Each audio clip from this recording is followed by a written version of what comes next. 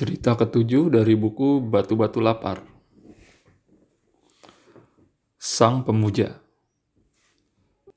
1. Pada saat ketidakpopuleranku pada sebagian pembaca telah mencapai titik terendah kejayaannya, dan namaku telah menjadi pusat tata surya jurnal-jurnal untuk didatangi melalui ruang angkasa dengan rotasi caci maki yang abadi.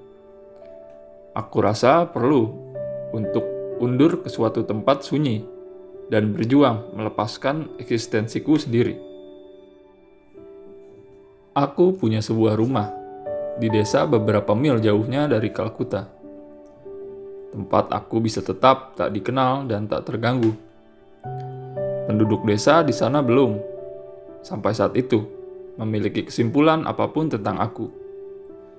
Mereka hanya tahu aku tak lebih sebagai seorang tukang libur atau pencari kesenangan.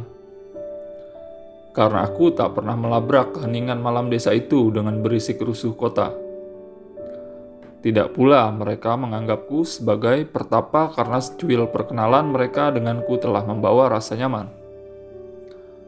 Aku, bagi mereka, bukanlah seorang pelancong.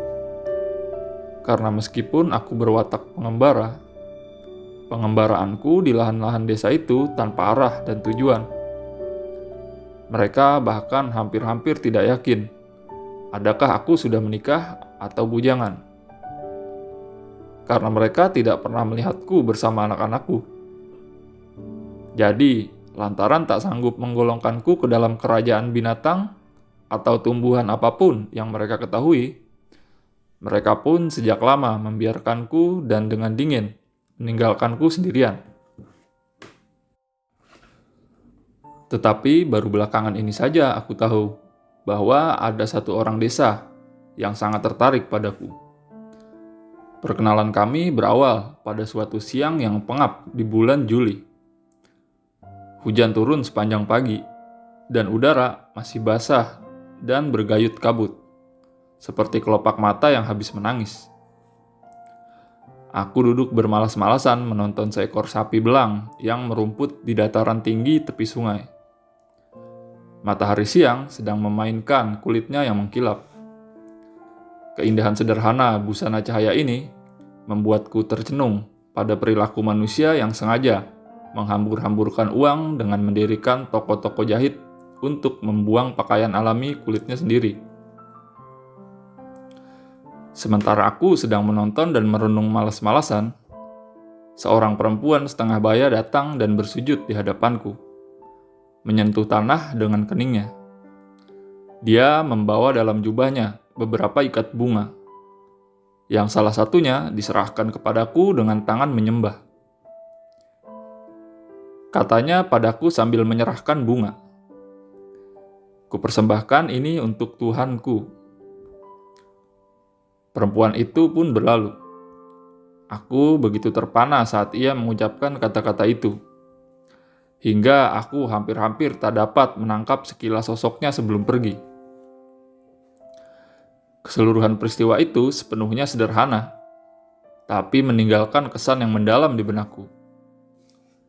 Dan ketika aku menoleh sekali lagi untuk melihat ternak di lapangan itu, gairah hidup yang membara pada si sapi yang sedang mengunyah rumput segar dengan napas yang dalam, seraya mengibasi lalat-lalat, tampak padaku sepenuh misteri.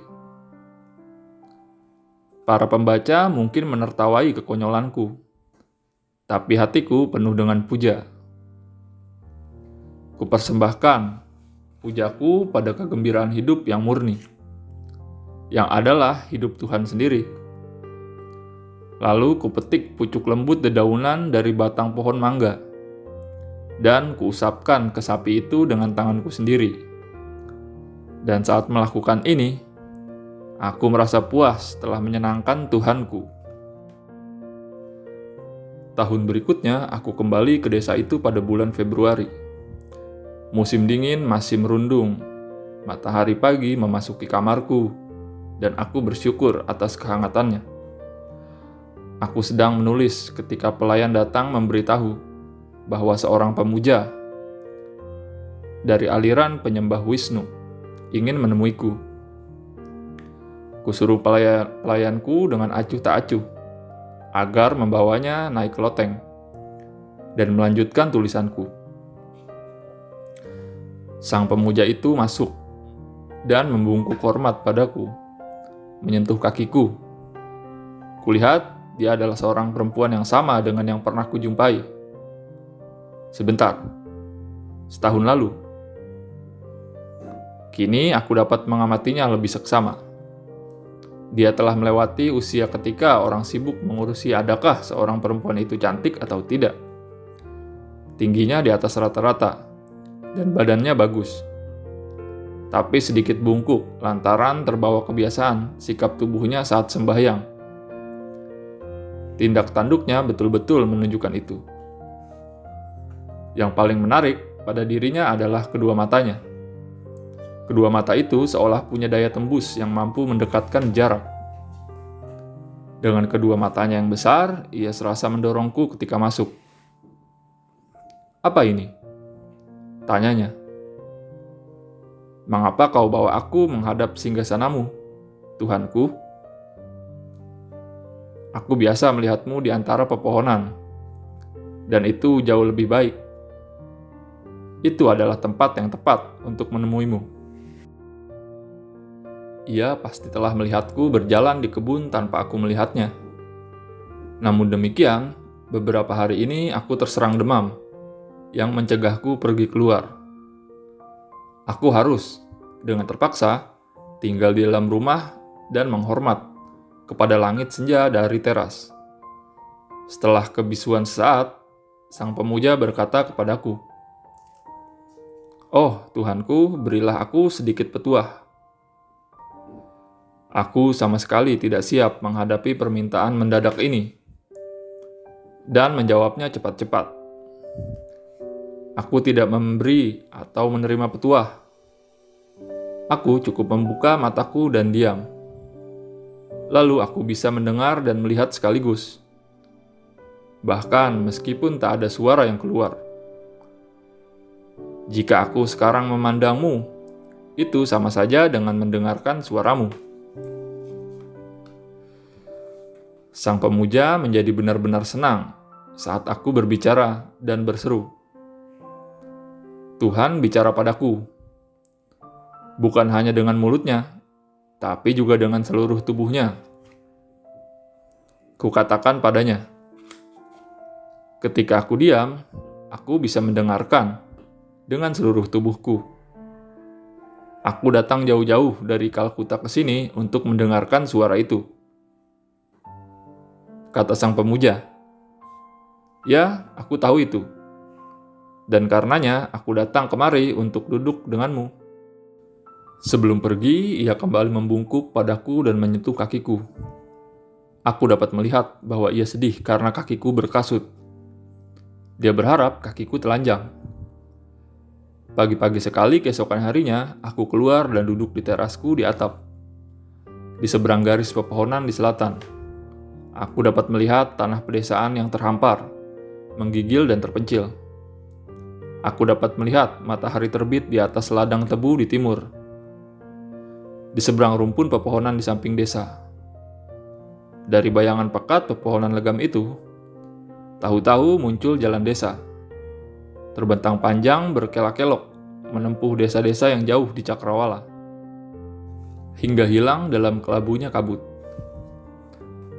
Pagi itu sungguh sulit dikatakan adakah matahari terbit atau belum. Halimun putih masih menggelayuti pucuk-pucuk pepohonan. Aku melihat sang pemuja berjalan menembus fajar yang samar, bagaikan kabut hantu dalam keremangan pagi.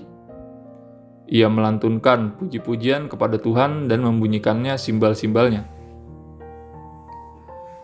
Kabut tebal itu akhirnya tersibak, dan matahari bagaikan kakek-kakek desa yang ramah, mengambil tempat di tengah segala kerja yang berlangsung di rumah dan di ladang. Tatkala aku baru saja duduk di meja tulisku untuk meredakan rasa lapar editorku di Kalkuta, terdengar suara langkah kaki di tangga, dan sang pemuja seraya bersenandung masuk dan membungkuk di hadapanku.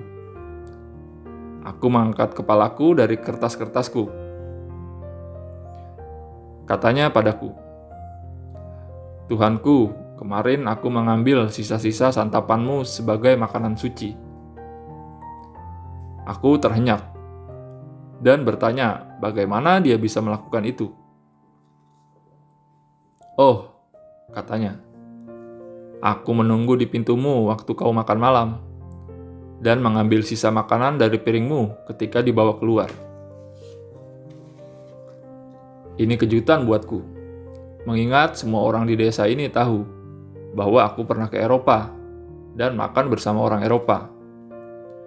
Aku vegetarian, itu jelas, tapi kesucian makananku tidak terjamin, dan kaum ortodoks menganggap makananku cemar.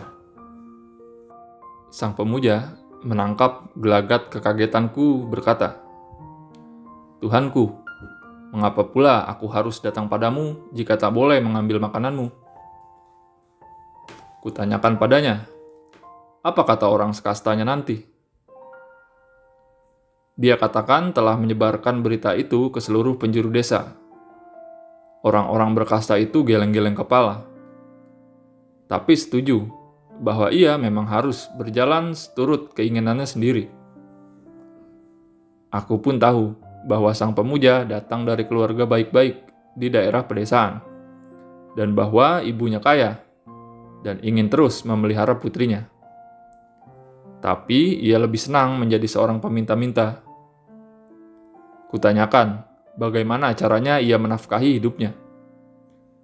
Dia katakan padaku bahwa para pengikutnya telah memberinya sebidang tanah, dan bahwa ia meminta-minta makanan dari rumah ke rumah. Katanya padaku, "Makanan yang kudapatkan dari mengemis adalah suci." Setelah memikirkan perkataannya, aku pun paham maksud dia. Ketika kita mendapatkan makanan kita dengan susah payah sebagai sedekah, kita mengingat Tuhan sebagai Sang Pemberi. Tapi jika kita menerima makanan kita secara teratur di rumah, sebagai suatu keniscayaan, kita cenderung menganggapnya hak milik kita. Aku sangat ingin bertanya tentang suaminya, tapi karena ia tak pernah menyinggung-nyinggungnya, bahkan secara tidak langsung, maka aku tidak menanyakannya. Segera aku ketahui bahwa sang pemuja sama sekali tidak punya rasa hormat terhadap wilayah desa yang dihuni kaum berkasta tinggi. Mereka tak pernah, katanya, mengeluarkan sesen pun untuk karunia Tuhan. Dan mereka tetap punya jatah paling besar dari berkat Tuhan. Tapi orang-orang miskin itu sembahyang dan kelaparan. Kutanyakan padanya, mengapa ia tidak mendatangi dan tinggal bersama orang-orang yang tak beriman itu, dan menolong mereka menuju kehidupan yang lebih baik. Itu, kataku dengan khidmat, akan menjadi bentuk ibadah yang tertinggi. Aku telah mendengar khotbah jenis ini dari waktu ke waktu, dan aku sendiri lumayan suka menirukannya untuk kepentingan umum, kalau ada kesempatan. Tetapi sang pemuja sedikit pun tidak terkesan. Diangkatnya matanya yang bundar besar itu, dan menatap mataku tajam-tajam, lalu berkata, "Maksudmu, karena Tuhan ada di pihak para pendosa, maka jika kau melayani mereka, berarti kau melayani Tuhan. Begitu?" "Ya," sahutku. "Itulah maksudku." "Tentu," timpalnya nyaris tak sabaran. "Tentu saja, Tuhan ada di pihak mereka. Kalau tidak, bagaimana pula mereka bisa terus hidup?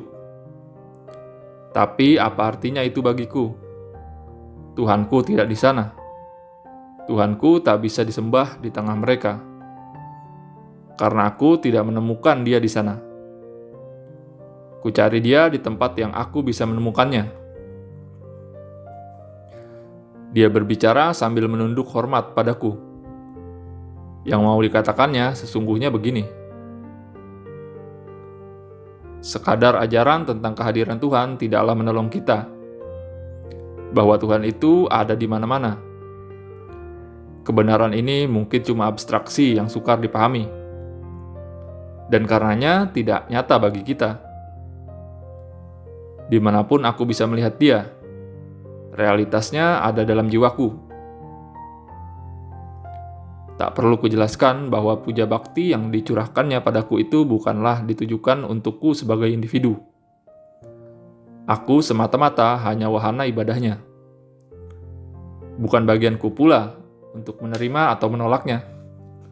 Lantaran itu bukan milikku, melainkan milik Tuhan. Ketika sang pemuja itu datang lagi, didapatinya aku tengah berkutat dengan buku-buku dan kertas-kertasku.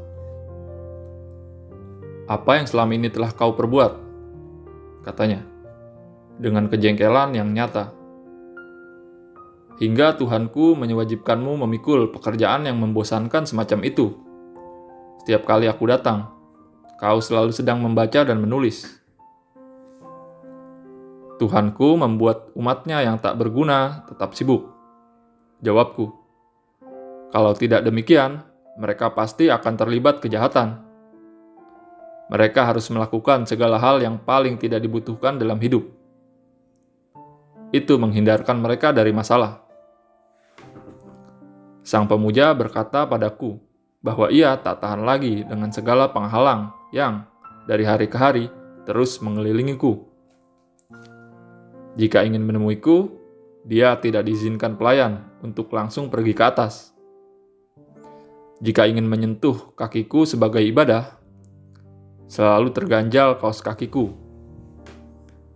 Dan ketika ia berbincang-bincang ringan denganku, didapatinya pikiranku tersesat di belantara aksara. Kali ini, sebelum pergi meninggalkanku, ia menangkupkan tangannya dan berkata, "Tuhanku, aku merasakan kakimu di dadaku pagi ini. Oh, betapa sejuknya. Dan kaki itu telanjang, tidak terbungkus. Aku memegangnya lama sekali di kepalaku saat sembahyang. Itu memenuhi hakikat keberadaanku. Lantas, setelah itu, mohon katakan apa gunanya kedatanganku padamu. Kenapa aku datang? Tuhanku, katakan padaku sejujurnya. Tidakkah aku sekedar mabuk kepayang?" Ada beberapa bunga dalam vasku di meja. Ketika sedang ada perempuan itu, tukang kebun membawa sejumlah bunga segar untuk ditaruh di dalam vas. Sang pemuja melihatnya menggantikan bunga-bunga vas itu dengan yang baru. "Cuma begitu?" pekiknya. "Apakah kau sudah selesai dengan bunga-bunga itu? Kalau begitu, berikan padaku." Dengan lembut ditaruhnya bunga-bunga itu di telapak tangannya, dan mulai menatapnya dengan kepala tertunduk. Setelah diam beberapa saat, ditegakkannya kembali kepalanya, dan berkata padaku, "Kau tak pernah memandang bunga-bunga ini. Itu sebabnya mereka jadi basi bagimu. Kalau saja kau mau memandang mereka, maka bacaan dan tulisanmu akan tersapu angin lalu." Diikatnya bunga-bunga itu jadi satu di ujung jubahnya, dan ditaruhnya dengan khusyuk di atas kepalanya, seraya berkata penuh hormat, "Biarkan ku bawa Tuhanku bersamaku." Ketika ia melakukan itu, aku merasa bahwa bunga-bunga di kamar ini tidak memperoleh cinta kasih yang mereka butuhkan dari tangan kami. Ketika kami menancapkan mereka di vas, mereka lebih menyerupai sebarisan anak sekolah nakal yang berdiri menanti hukuman. Sore itu juga, sang pemuja datang lagi dan bersimpuh dekat kakiku di teras atap. "Bunga-bunga itu telah kubagi-bagikan," katanya. "Selagi aku pergi dari rumah ke rumah pagi ini melantunkan nama Tuhan." Beni, kepala desa kita, menertawai puja baktiku dan berkata, Kenapa kau berbuat sia-sia dengan segala puja baktinya ini? Tak tahukah kau bahwa dia telah dicaci maki di seluruh negeri? Benarkah itu, Tuhanku? Benarkah mereka kasar terhadapmu? Selama beberapa saat aku tercenung. Sungguh mengagetkan mengetahui bahwa noda tinta mesin cetak bisa menyebar sejauh itu. Sang pemuja melanjutkan. Benny membayangkan ia bisa memadamkan nyala api puja baktiku dengan sekali tiup. Tapi ini bukan sekedar nyala kecil. Ini api yang berkobar-kobar. Mengapa mereka melecehkanmu, Tuhanku? Kukatakan, karena aku memang pantas. Kukira dalam ketamakanku, aku telah berkeliaran untuk mencuri hati orang dengan sembunyi-sembunyi. Ujar si pemuja. Kini kau lihat sendiri, betapa tak berharganya hati mereka. Mereka penuh racun, dan ini akan menyembuhkanmu dari ketamakanmu. Ketika seorang manusia, jawabku, mengidap ketamakan dalam hatinya, dia selalu terancam jadi mangsa. Ketamakan itulah yang menyediakan racun pada musuh-musuhnya. Tuhan kami yang Maha Pengampun, timpalnya, memukul kami dengan tangannya sendiri dan menyingkirkan segala racun. Ia yang mampu menahan pukulan Tuhan sampai akhir akan selamat. 2. Sore itu sang pemuja menceritakan kisah hidupnya padaku. Bintang-bintang petang menyembul dan diam di balik pepohonan. Tatkala perempuan itu menggulirkan kisahnya sampai tamat. Suamiku sangat lugu. Sebagian orang mengira dia dungu.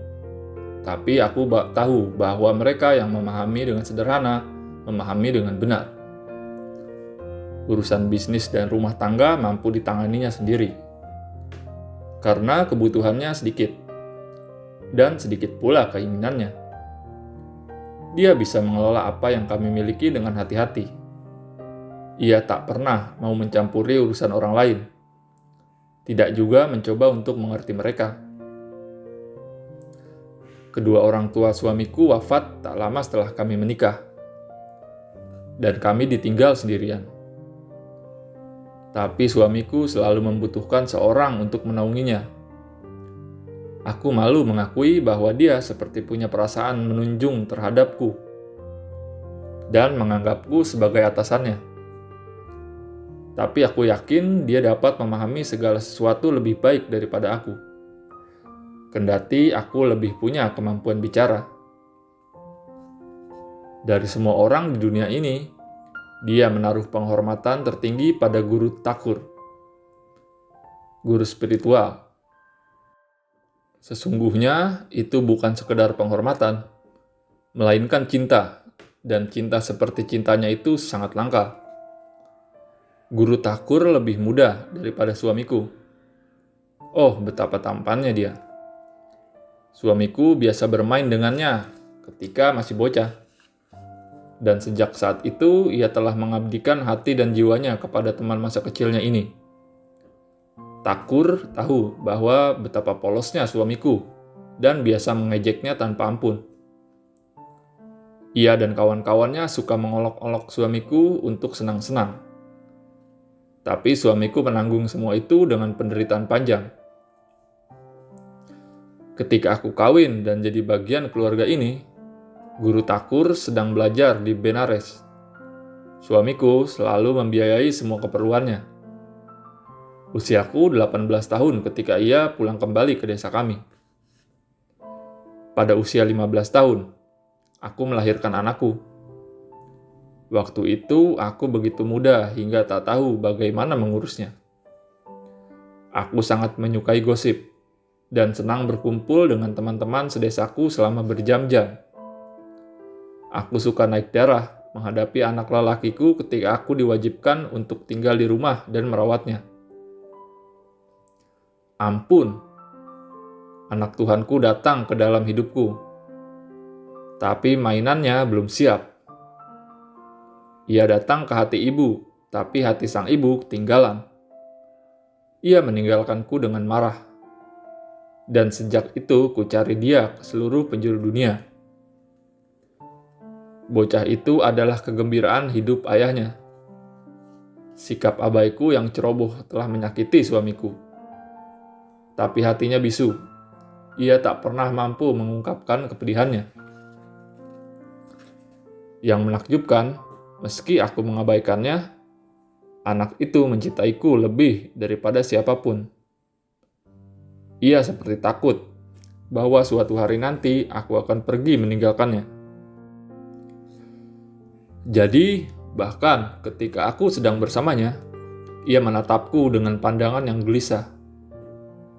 Ia sedikit sekali mendapatkan perhatianku, dan karena itu hasratnya untuk bersamaku selalu membara dengan perihnya. Tiap hari kalau aku pergi ke sungai, ia biasa rewel dan menggapai-gapaikan tangan kecilnya minta diajak. Tapi mandi adalah tempatku menemui kawan-kawanku, dan aku tak mau membebani diriku dengan anak itu. Saat itu pagi-pagi buta di bulan Agustus. Lipatan demi lipatan mendung kelabu membungkus hari dengan jubah besar yang lengket. Ku minta pembantuku untuk mengurus anak itu. Sementara aku turun ke sungai. Anak itu menangis ingin ikut ketika ku tinggal pergi. Tidak ada seorang pun di mandi ketika aku tiba. Sebagai perenang, akulah yang terhebat di antara para perempuan desa. Sungai penuh menampung curahan air hujan. Aku berenang ke tengah arus yang berjarak beberapa jauhnya dari tepi. Lalu ku dengar sebuah jeritan dari pinggir sungai. "Ibu!" Aku menoleh dan kulihat anakku menuruni tangga ke sungai, memanggil-manggilku sambil berjalan. Aku berteriak menyuruhnya berhenti, tapi dia terus maju, tertawa-tawa dan memanggil-manggil. Kaki dan tanganku menjadi kejang ketakutan. Ku pejamkan mataku, tak berani melihat. Ketika aku membuka mata, di sana, di tangga licin itu, gelak tawa anakku telah hilang untuk selamanya. Aku kembali ke tepian. Ku angkat dia dari air. Ku peluk dia. Anakku, sayangku yang begitu sering memohon dengan sia-sia agar aku mengajaknya. Kini aku mengajaknya, tapi ia tak lagi memandang mataku dan memanggil ibu. Anak Tuhanku telah datang. Aku selalu mengabaikannya.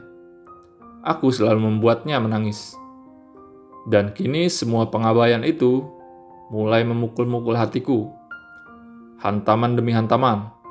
Hantaman demi hantaman. Ketika anakku masih bersamaku, aku telah meninggalkannya sendirian. Aku telah menolaknya untuk ikut bersamaku. Dan sekarang, saat dia sudah mati, kenangannya melekat dan tak pernah meninggalkanku. Hanya Tuhan yang tahu betapa menderitanya suamiku. Jika saja ia mau menghukumku atas dosaku, itu akan lebih baik buat kami berdua. Tapi ia hanya tahu bagaimana bertahan dalam diam, bukan bagaimana bicara. Ketika aku hampir gila dirundung duka, Guru Takur kembali. Di hari-hari yang lampau, hubungannya dengan suamiku sebatas pertemanan antar bocah. Kini rasa hormat suamiku kepada kesucian dan kepintarannya tak terkirakan lagi. Suamiku hampir-hampir tak sanggup bicara di hadapannya. Kekagumannya terhadap Guru Takur sebegitu besar. Suamiku meminta gurunya untuk mencoba memberiku penghiburan. Guru Takur pun mulai membacakan dan mengajarkan kitab-kitab suci padaku. Tapi kurasa kitab-kitab itu tak banyak pengaruhnya terhadap pikiranku. Bagiku, seluruh nilai kitab-kitab itu terdapat dalam suara yang mengumandangkannya. Tuhan menciptakan dahaga akan kehidupan ilahiyah di hati manusia yang paling dalam untuk dipuaskan lewat suara manusia. Dia tidak memiliki bejana yang lebih baik daripada itu di tangannya. Dan dia sendiri memuaskan dahaga ilahiyahnya dari bejana yang sama. Cinta dan bakti suamiku kepada gurunya menggenangi rumah kami. Seperti semerbak asap dupa menggenangi altar pemujaan kuil. Kutunjukkan bakti itu dan merasakan damai.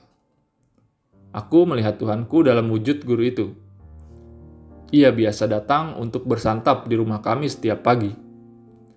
Dan pikiran pertama yang muncul di benakku saat bangun tidur adalah tentang makanannya sebagai hadiah suci dari Tuhan. Ketika aku menyiapkan santapannya, jemariku bernyanyi riang.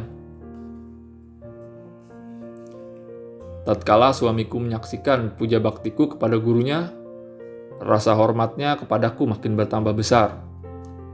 Ia melihat hasrat guru yang menggebu untuk mengajarkan kitab-kitab suci padaku. Ia selalu berpikir tak akan pernah bisa berharap untuk mendapatkan penghargaan apapun dari gurunya sendiri. Mengingat kebodohannya, tapi istrinya telah berhasil memperolehnya. Maka 5 tahun pun berlalu dengan bahagia, dan seluruh hidupku mestinya berjalan seperti itu. Tapi di bawah permukaan, suatu penyerobotan tengah terjadi di suatu tempat dengan diam-diam. Aku tak dapat mendeteksinya, tapi itu terdeteksi oleh Tuhan hatiku. Lalu tibalah hari ketika dalam sekejap mata, seluruh hidup kami jungkir balik. Waktu itu pagi hari, di pertengahan musim panas. Aku sedang berjalan pulang dari mandi. Bajuku basah semua, menyusuri jalan desa yang rindang. Di tikungan di bawah pohon mangga, aku bertemu guru Takur. Ia membawa handuk di pundaknya dan mengulang-ulang sejumlah larik Sanskerta sambil berjalan untuk mandi. Dengan pakaian basah yang lengket di tubuhku, aku malu bertemu dengannya. Aku berusaha lewat secepat mungkin dan menghindar dari penglihatannya. Ia memanggil namaku. Aku berhenti merundukkan pandanganku, menciutkan tubuhku. Ia menghujamkan tatapannya padaku dan berkata, "Alangkah indahnya tubuhmu." Seluruh semesta burung serasa memecah jadi nyanyian di dahan-dahan atas kepala. Seluruh rimbun sepanjang jalan seperti berkobar dengan bunga-bunga. Seakan-akan bumi dan langit dan segalanya menjelma jadi hiruk-pikuk pesta pora yang memabukkan. Aku tak tahu bagaimana sampai di rumah. Aku hanya ingat bahwa aku bergegas ke ruang sembahyang kami. Tapi ruang itu terasa hampa. Yang ada di depan mataku hanya tarian kelap-kelip cahaya emas yang sama, yang telah menggelepar di hadapanku di jalan rindang dalam perjalanan pulang dari sungai. Hari itu guru Takur datang untuk makan dan bertanya pada suamiku kemana aku pergi. Ia mencari-cariku, tapi aku tak bisa menemukan aku dimanapun. Kini aku tidak memiliki bumi yang sama lagi. Sinar matahari yang sama bukan milikku. Kuseru Tuhanku dalam kecemasanku, dan dia terus berpaling dariku. Hari berlalu, entah bagaimana. Malam itu aku harus menemui suamiku. Tapi malam gelap dan sunyi. Itulah saatnya pikiran suamiku bangkit bersinar-sinar, seperti bintang-bintang senjakala. Aku mendengarnya berbicara dalam gelap, dan aku terkejut mengetahui betapa dalam pengertiannya. Terkadang di malam hari aku terlambat pergi tidur oleh banyaknya pekerjaan rumah tanggaku. Suamiku menungguku, duduk manis di lantai tanpa pergi ke ranjang. Percakapan kami di saat-saat seperti itu sering diawali dengan sesuatu tentang guru kami. Malam itu, ketika sudah lewat tengah malam, masuk kamarku dan mendapati suamiku tertidur di lantai. Tanpa mengganggunya, aku berbaring di lantai dekat kakinya. Kepalaku menghadap padanya. Sekali ia meregangkan kakinya dalam tidur dan membentur dadaku. Itulah warisan terakhirnya. Keesokan paginya, ketika suamiku bangun tidur, aku sudah duduk di sampingnya.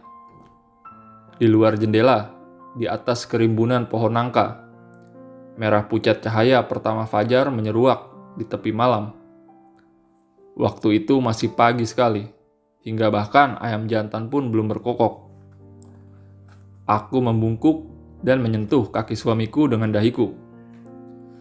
Dia duduk, tergeragap seperti bangun dari mimpi, dan menatap wajahku dengan heran. Aku berkata, "Aku sudah memutuskan. Aku harus meninggalkan dunia ini.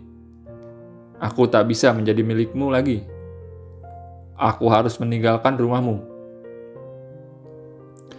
Mungkin suamiku berpikir dirinya masih bermimpi. Ia tidak mengucapkan sepatah kata pun.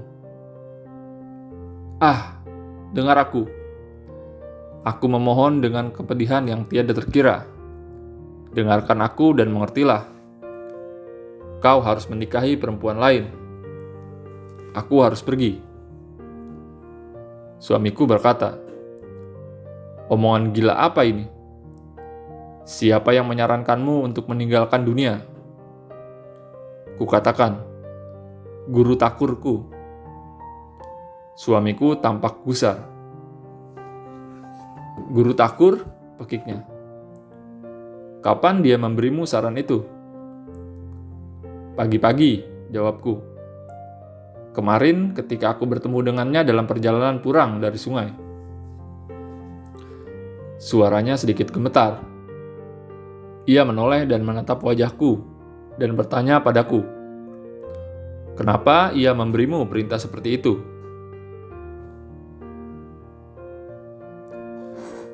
"Mana ku tahu," jawabku. "Tanyakan padanya. Dia sendiri yang akan memberitahumu kalau dia mampu." Kata suamiku, "Mungkin saja meninggalkan dunia, bahkan ketika terus hidup di dalamnya. Kau tidak perlu meninggalkan rumahku. Aku akan bicara pada guruku tentang ini." "Gurumu?" kataku. "Boleh saja menerima permintaanmu. Tapi hatiku tidak akan pernah setuju. Aku harus meninggalkan rumahmu. Mulai sekarang dunia ini bukan lagi untukku." Suamiku tetap membisu dan kami duduk di lantai dalam gelap. Ketika hari telah terang, ia berkata padaku, "Mari kita berdua menemuinya." Kutangkupkan kedua tanganku dan berkata, "Aku tidak akan pernah menemuinya lagi." Ia menatap wajahku. Kutundukkan pandanganku. Ia tidak mengatakan apa-apa lagi. Aku tahu bahwa entah bagaimana, ia telah menembus pikiranku dan mengerti apa yang ada di sana. Di duniaku hanya ada dua orang yang paling mencintaiku, anakku dan suamiku. Cinta itu adalah Tuhanku, dan karenanya tidak bisa membiarkan adanya kepalsuan. Satu dari mereka telah meninggalkanku, dan aku meninggalkan yang satu lagi. Sekarang aku harus memiliki kebenaran, dan hanya kebenaran. Ia menyentuh tanah di kakiku, bangkit dan membungkuk hormat padaku, dan berlalu. Selesai.